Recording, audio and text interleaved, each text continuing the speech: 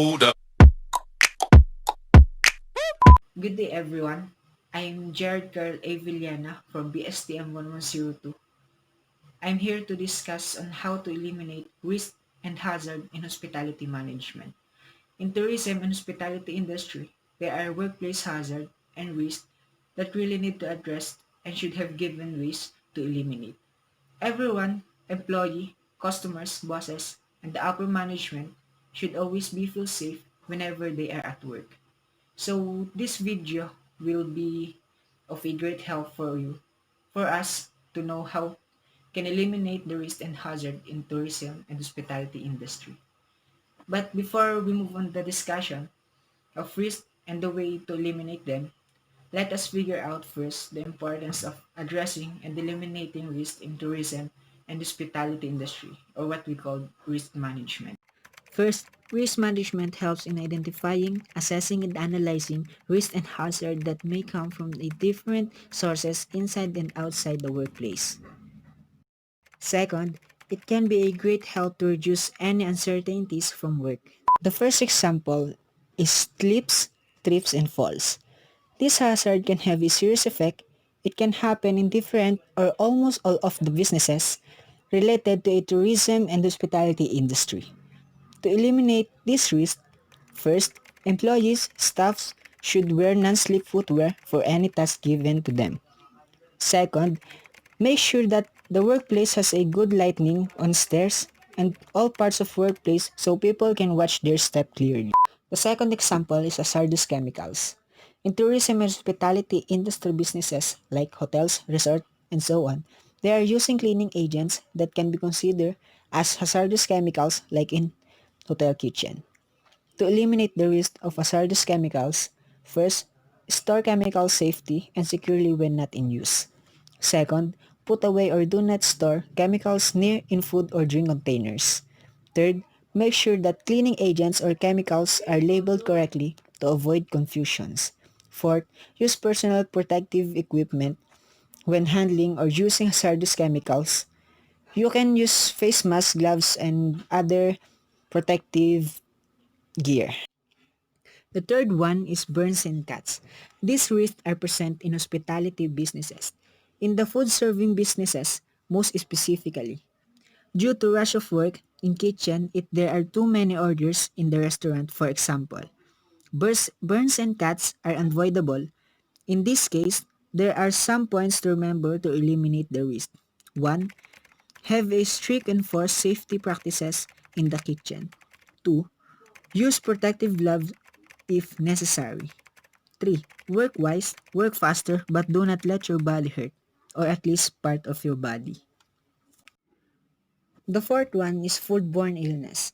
This has been one of the top and the biggest risks in businesses under hospitality industry. Find the ways that we can do to avoid this kind of risk are: maintain proper hygiene, make sure that as employee, you are neat and you are well presented with that. It is in need to wash your hands often. 2. Use gloves and do not handle foods with bare hands. 3. Always make sure that appliances and any other materials are well cleaned and stored in a clean place as well where they should be. 4. Sterilize eating utensils. Washing it is not enough. 5.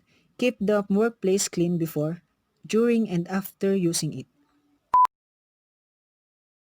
Hazard, risk and safety. We all hear these terms on a daily basis. So-and-so a chemical, physical or a biological agent poses a risk. This or that product is a hazard, or behaving a certain way is unsafe. A lot of the time, hazard and risk are freely used to mean the same thing. However, they are not. Hazard is the potential to cause harm. Risk, on the other hand, is the likelihood of harm in defined circumstances. But what does this actually mean? Let's look at 2 examples. First, potassium dichromate. It sounds scary, and it is indeed a hazardous substance that is both toxic and carcinogenic. It is used in some cases to analyze exhaled breath for alcohol. For this purpose, it is sealed in a tube. Therefore, although it is intrinsically a hazardous substance, if used and managed as described, it presents little or no risk to people or the environment. Now, let's look at the opposite case.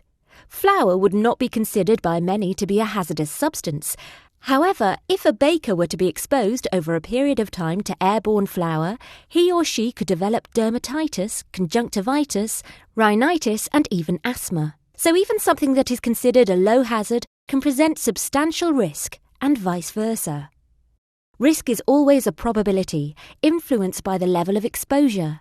To evaluate the risk, we have to take many factors into consideration.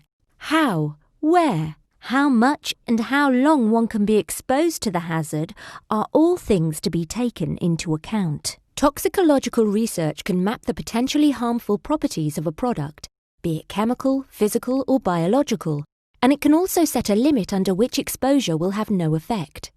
Based on this research, a risk can be calculated based on frequency, conditions, and length of exposure. However, some types of risks are hard to quantify, either because of the complexity of a system, like in the case of climate change, or because we still lack some of the tools to measure it, like in the case of nanomaterials.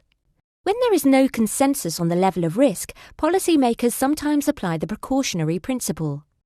When sufficiently established elements suggest that an activity is seriously expected to potentially produce irreversible damage to health or the environment, measures should be taken even if the definite proof or the causal link is not yet formally established with absolute certainty. It is best to err on the side of caution. Nevertheless, the precautionary decisions should remain proportional to the potential but uncertain risk and be re-evaluated when new data become available. Indeed, the proportionality principle is and should be at the base of most legal thinking. Now, how can we manage a risk? Risk can thus be managed by limiting exposure to a danger and by the adoption of risk reduction measures. Prevention might be a better idea to reduce risk. For example, driving has been made safer by speed limits, the use of seatbelts, bumpers, airbags, driver assistance systems, etc. But what is considered safe? Acceptable safety levels greatly depend on where you are on the planet, culture, socio-economic criteria, and the sector. Similarly, the safety limit adopted for a pesticide like DDT has to be balanced with its importance in safeguarding health or food resources in some regions of the world. For each specific case, an acceptable safety level has to be determined. This is thus not only a technical but also a political decision. Even if the previous steps are logical, what is considered safe has to take into account the perception and acceptance of risk. These tend to be emotional and rational at the same time.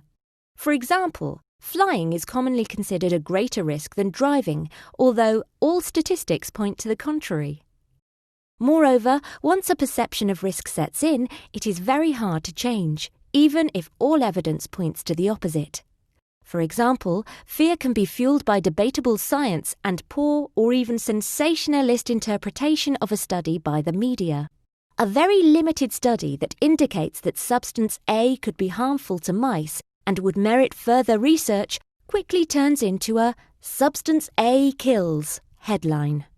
I'm an icon, man. My girl about a 10. I should